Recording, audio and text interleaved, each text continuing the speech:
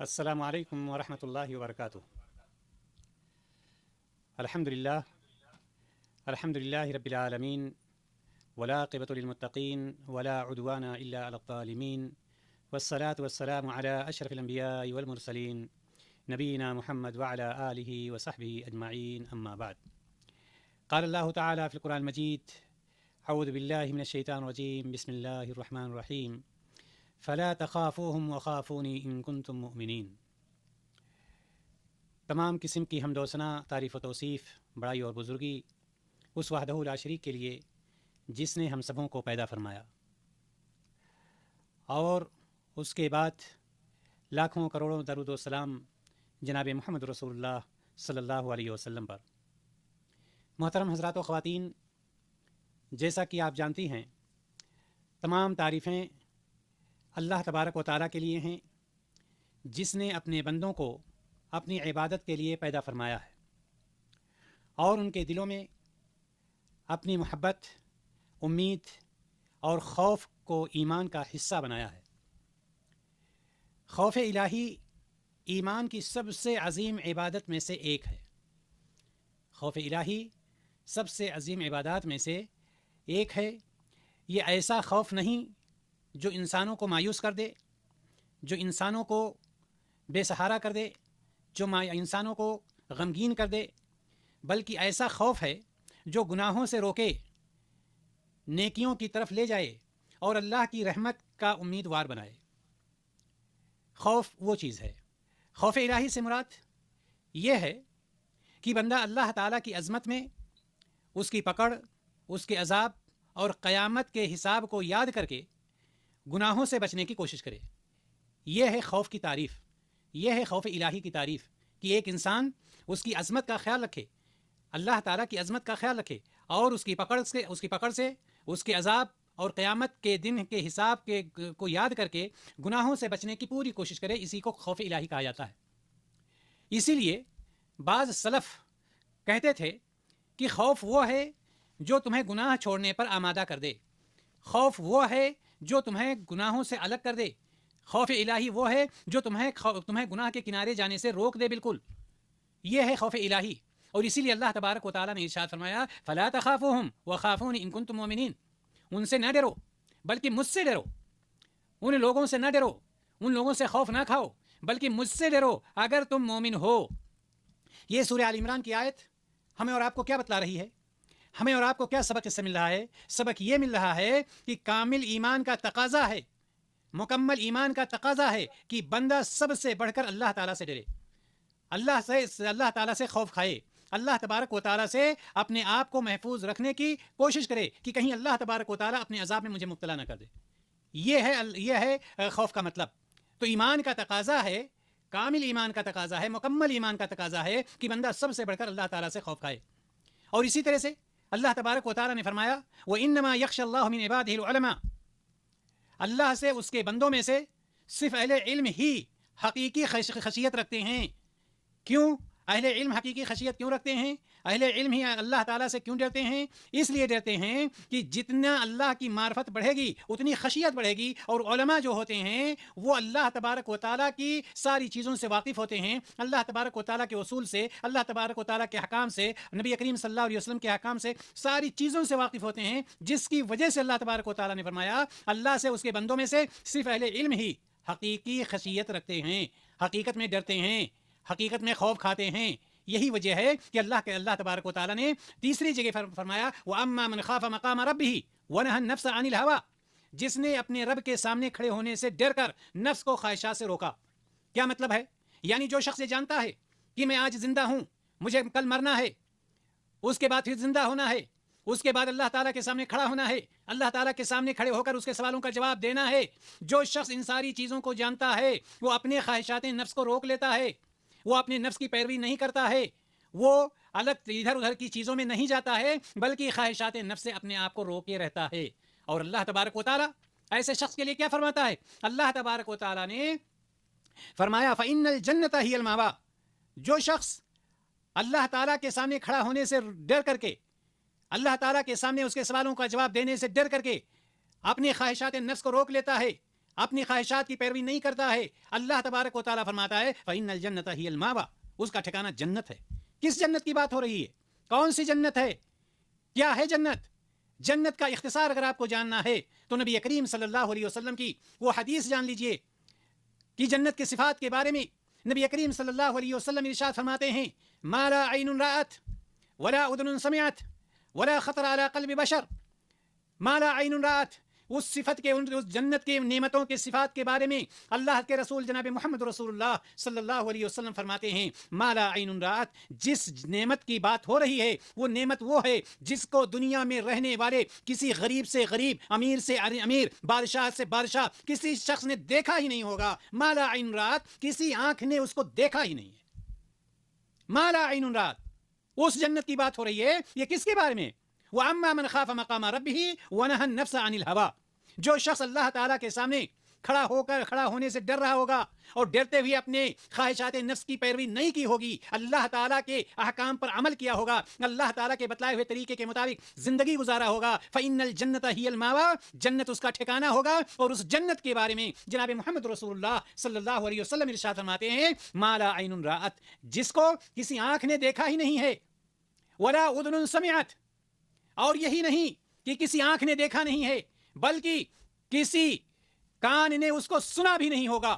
بہت ساری چیزیں ہوتی ہیں انسان دیکھتا نہیں لیکن سنتا ہے کہ میں نے سنا ہے فلاں چیز ایسی ہے، میں نے سنا ہے فلاں چیز ایسی ہے۔ نبی کریم صلی اللہ علیہ وسلم فرماتے ہیں جنت کی نعمتوں کے بارے میں ما لا عین رأت ولا اذن سمعت، نہ کسی آنکھ نے اس کو دیکھا ہے اور نہ ہی کسی کان نے اس کو سنا ہے، اور یہی نہیں بلکہ آپ صلی اللہ علیہ وسلم نے فرمایا ولا خطر علی قلب بشر، اور نہ ہی کسی شخص کے ذہن و دماغ میں اس کا وہم و گمان تک نہیں آیا ہوگا، سوچ بھی نہیں سکتا ہے کہ کیا ایسی بھی نعمتیں ہو سکتی ہیں، کیا ایسی بھی نعمتیں اللہ تبارک و تعالیٰ نے تیار کر رکھی ہوں گی؟ ایسی بھی بات نہیں ہو سکتی ہے۔ اس جنت کے بارے میں اللہ تبارک و تعالیٰ نے فرمایا وَأَمَّا مَنْ خَافَ مَقَامَ رَبِّهِ وَنَهَى النَّفْسَ عَنِ الْهَوَىٰ فَإِنَّ الْجَنَّةَ هِيَ الْمَأْوَىٰ، تو ایسے شخص کا ٹھکانہ اللہ تبارک و تعالیٰ نے جنت تیار کر رکھا ہے جس کی نعمتوں کے بارے میں نے یہ آپ کو بتلایا۔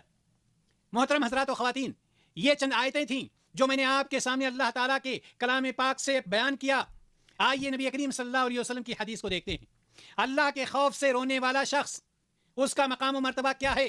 جو شخص اللہ تبارک و تعالیٰ کا خوف اپنے دل میں رکھتا ہے، چاہے مرد ہے، چاہے عورت ہے، چاہے پڑھا لکھا ہے، چاہے ان پڑھ ہے، چاہے جوان ہے، چاہے بوڑھا ہے، چاہے کسی بھی عمر میں ہے، کسی بھی طرح سے ہے، جو شخص اپنے ذہن و دماغ میں اللہ تعالیٰ کا خوف رکھتا ہے، اس کے لیے کیا فرمایا ہے نبی کریم صلی اللہ علیہ وسلم نے؟ حضرت عبداللہ بن عباس رضی اللہ تعالیٰ عنہ فرماتے ہیں کہ دو آنکھیں ایسی ہیں جنہیں جہنم کی آگ نہیں چھوئے گی۔ دو آنکھیں یعنی دو طرح کے لوگ ایسے ہوں گے جو ایسی آنکھیں رکھتے ہیں جس کی صفت نبی کریم صلی اللہ علیہ وسلم بیان کر رہے ہیں کہ ان کو جہنم کی آگ نہیں چھوئے گی، جہنم کی آگ ان کو ٹچ نہیں کر سکتی ہے۔ ان میں سے ایک آنکھ وہ ہوگی جو اللہ کے خوف سے، خشیت سے روئی ہوگی، جو اللہ کا خوف دل میں رکھتی ہوگی اور روتی ہوگی۔ اللہ تبارک و تعالیٰ اس کو جہنم کی آگ سے نہیں دوچار کرے گا، اللہ تعالیٰ اس کو جہنم کی آگ سے محفوظ رکھے گا، اللہ تبارک و تعالیٰ اس کو جہنم کی آگ سے دور رکھے گا۔ ایک آنکھ تو وہ جو اللہ تعالیٰ کے خوف سے روئی ہوگی، اور دوسری آنکھ وہ جس نے اللہ کی راہ میں پہرا دیتے ہوئے رات گزاری۔ دو آنکھیں ایسی ہیں جنہیں جہنم کی آگ کبھی نہیں چھوئے گی۔ جناب محمد رسول اللہ صلی اللہ علیہ وسلم کا یہ قول ہے، یہ فرمان ہے۔ اور اسی طرح سے 7 لوگوں کو اللہ اپنے عرش کے سائے میں جگہ دے گا، یہ حدیث بہت مشہور ہے۔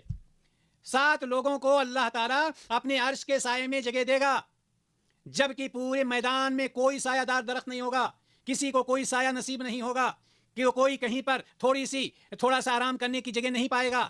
تو لیکن وہ کون ہوں گے؟ ان میں سے وہ شخص بھی ہے جس نے تنہائی میں اللہ تعالیٰ کو یاد کیا اور اس کی آنکھوں سے آنسو بہہ نکلے۔ اب آپ سوچئے، جو شخص رات کے 3 بجے اٹھتا ہے اور رات کے 3 بجے اٹھ کر وضو کرتا ہے، وضو کر کے آ کر کے مصلی بچھاتا ہے اور اللہ تبارک و تعالیٰ کی حمد و ثنا بیان کرتے ہوئے اللہ تبارک و تعالیٰ کے لیے 2 رکعت نماز پڑھتا ہے اور ہاتھ اٹھا کر دعا کرتا ہے، اس کے دعا کرتے کرتے اس کے آنکھوں سے آنسو بہ نکلتے ہیں۔ یہ وہی آنکھ ہے جو اللہ کے رسول جناب محمد رسول اللہ صلی اللہ علیہ وسلم نے فرمایا ہے، جس کے بارے میں کہ 7 لوگوں میں سے ایک شخص ایسا بھی ہوگا جس نے اللہ تعالیٰ کا خوف اپنے دل میں بٹھایا اور اس کی آنکھوں سے آنسو بہ نکلے. ایسا شخص خوش نصیبوں میں سے ہے. ایسا شخص ان خوش نصیبوں میں سے ہے جو 6 اور ہیں. اور 7واں یہ شخص ہوگا جس نے اللہ تعالیٰ کو تنہائی میں یاد کیا, اللہ تعالیٰ کو یاد کر کے اللہ تبارک و تعالیٰ کا خوف دل میں بٹھا کر کے رونے لگا, اس کے آنکھوں سے آنسو بہ نکلے. تو جناب محمد رسول اللہ صلی اللہ علیہ وسلم ارشاد فرماتے ہیں کہ ایسے شخص کو بھی جہنم کی آگ نہیں چھوئے گی. یہ شخص بھی جب پورے میدان میں کوئی سایہ دار درخت نہیں ہوگا تب اس کو سایہ عطا کیا جائے گا, تب ایسا شخص جنت کا مستحق ہوگا. محترم حضرات و خواتین, دنیا کا خوف, آخرت کا امن, یہ کیا چیز ہے؟ حدیث قدسی میں حضرت شداد بن اوس رضی اللہ تعالیٰ عنہ سے مروی ہے, اللہ تعالیٰ فرماتا ہے مجھے اپنی عزت کی قسم میں اپنے بندے پر 2 خوف اور 2 امن جمع نہیں کرتا. سن لیجئے اس بات کو, اللہ تبارک و تعالیٰ نے کیا فرمایا؟ مجھے اپنی عزت کی قسم میں اپنے بندے پر 2 خوف اور 2 امن جمع نہیں کرتا. اگر وہ دنیا میں مجھ سے ڈرتا رہا تو میں قیامت کے دن اسے امن عطا کروں گا, اور اگر وہ دنیا میں مجھ سے بے خوف رہا تو قیامت کے دن اسے خوف میں مبتلا کر دوں گا. یعنی 2 خوف اور 2 امن نہیں ہو سکتا ہے. ایسا نہیں ہو سکتا ہے کہ ایک شخص دنیا میں بھی خوف کھاتا رہا اور آخرت میں بھی خوف کھائے, دنیا میں بھی امن میں رہا اور آخرت میں بھی امن میں رہے. نہیں, جو شخص دنیا میں خوف کھاتا رہا اللہ تبارک و تعالیٰ سے, جو شخص اللہ تعالیٰ سے ڈرتا رہا, جو شخص اللہ تعالیٰ سے ڈر کر اس کے احکامات پر عمل کرتا رہے, تو قیامت کے دن وہ امن میں ہوگا, سکون میں ہوگا. اس کو خوف فلا خوف علیہم ولا هم يحزنون, ان پر نہ خوف ہوگا نہ وہ غمگین ہوں گے. اور جو شخص دنیا میں امن میں رہا, دنیا میں امن کی زندگی گزارتا رہا, جو چاہا منمانی کرتا رہا, جس طرح سے چاہا زندگی گزارتا رہا, تو پھر آخرت میں اس کے لیے امن نہیں ہوگا. آخرت میں اس کے لیے کیا چیز ہے؟ خوف ہی خوف ہوگا, چونکہ 2 امن اور 2 خوف ایک ساتھ جمع نہیں ہو سکتے. اللہ تبارک و تعالیٰ نے فرما دیا کہ جو شخص دنیا میں خوف کھائے گا آخرت میں امن میں رہے گا, اور جو شخص دنیا میں امن میں رہے گا آخرت میں خوف میں ہوگا. رسول اللہ صلی اللہ علیہ وسلم فرماتے ہیں جو اللہ کے خوف سے رویا وہ جہنم میں داخل نہیں ہوگا.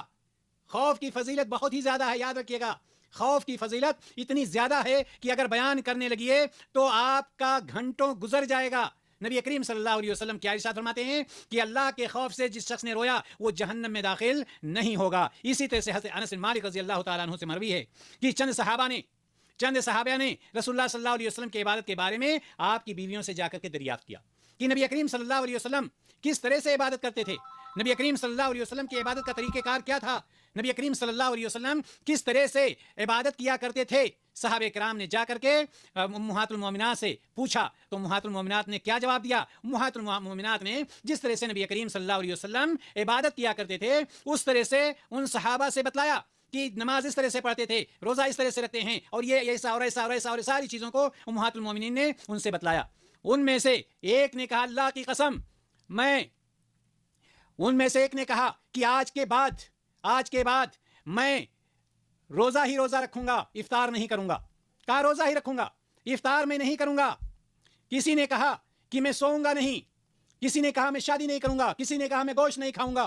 نبی کریم صلی اللہ علیہ وسلم کو امہات المومنات نے جا کر کے بتلایا کہ اللہ کے رسول صلی اللہ علیہ وسلم آپ کے صحابہ آئے تھے اور اس طرح سے بات کر رہے تھے, اور ان لوگوں نے جا کر کے یہ باتیں کہنا شروع کر دی ہیں. تو اللہ کے رسول صلی اللہ علیہ وسلم نے فرمایا اللہ کی قسم میں تم سب سے زیادہ اللہ تعالیٰ سے ڈرنے والا ہوں, تم سب سے زیادہ اس کا تقوی اختیار کرنے والا ہوں, لیکن میں روزہ بھی رکھتا ہوں, افطار بھی کرتا ہوں, نماز بھی پڑھتا ہوں, آرام بھی کرتا ہوں, اور عورتوں سے نکاح بھی کرتا ہوں. جس نے میری سنت سے اعراض کیا وہ مجھ سے نہیں ہے. فمن رغب عن سنتی فلیس منی, جس نے میری سنت سے اعراض کیا وہ ہم میں سے نہیں ہے. محترم حضرات و خواتین, کہنے کا مطلب کیا ہے؟ وہ صحابہ کیا چاہتے تھے؟ وہ صحابہ یہی چاہتے تھے نا کہ نبی کریم صلی اللہ علیہ وسلم کا مقام و مرتبہ کہاں ہے, اور نبی کریم صلی اللہ علیہ وسلم اس طرح سے رات کو اٹھ کر کے نماز پڑھتے ہیں, نبی کریم صلی اللہ علیہ وسلم اس طرح سے روزہ رکھتے ہیں. ہمارا تو کوئی مقام مرتبہ ہی نہیں ہے, ہمیں اس سے زیادہ کرنا چاہیے تھا, ہمیں اس سے زیادہ عبادت میں اپنا وقت بتانا چاہیے تھا, ہمیں لہو لعب میں زندگی نہیں گزارنی چاہیے, یہی مطلب تھا, اس کے علاوہ کوئی مطلب نہیں تھا. لیکن نبی کریم صلی اللہ علیہ وسلم نے کیا فرمایا؟